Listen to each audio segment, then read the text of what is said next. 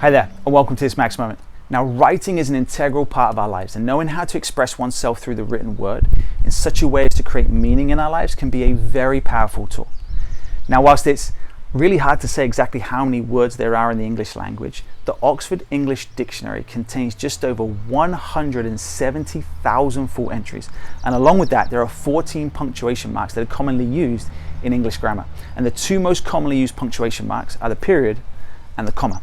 And it is these two marks that I want to talk about and how they impact our daily lives. Because you see, like in written terms, a period is a punctuation mark placed at the end of a sentence to show that it's finished. And a comma is a punctuation mark that indicates a brief pause in a sentence, but it's not as final as a period.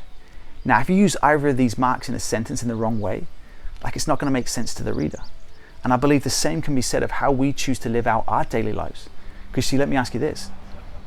Have you ever placed a period in your life when all you needed was a comma? You see, just as punctuation marks define the course of a sentence, the punctuation marks that we use in critical moments in our lives, they're going to determine the course and trajectory of our lives. And I see too many times when people are faced with adversity and setbacks, like they will choose to put a period instead of a comma. Like getting knocked down or told no or losing or being ignored or shut down, like whatever it is, like we tend to make these struggles finite by placing a period after it and concluding that what we want and desire is no longer possible.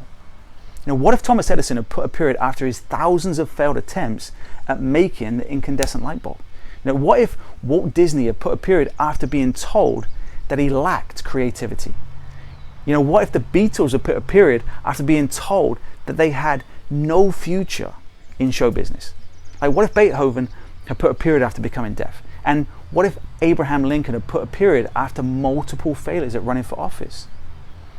Because you see, like these amazing examples did in their lives, like if we were to instead place a comma in our most important moments of decision, like we would see failure not as the end, but as the next part of our process. And we would see that setbacks instead are set up for something even greater. And this perspective is an incredibly powerful tool.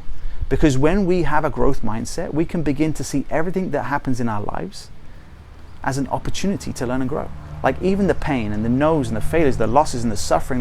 So the big question that you need to ask yourself is, which story are you going to tell yourself? Like, will it be a story of disappointment or a story of triumph that you're going to tell for the rest of your life?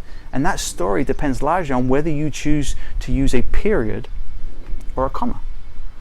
Let me say this, like the level of success that you're going to achieve in your life is dependent upon your ability to overcome adversity and delay gratification. And thus my wish for you is that in the most important areas of your life, that you remove that period and you replace it with a comma. Like just stay the course, don't give up, like believe in a brighter tomorrow, because I'm telling you, the best is yet to come.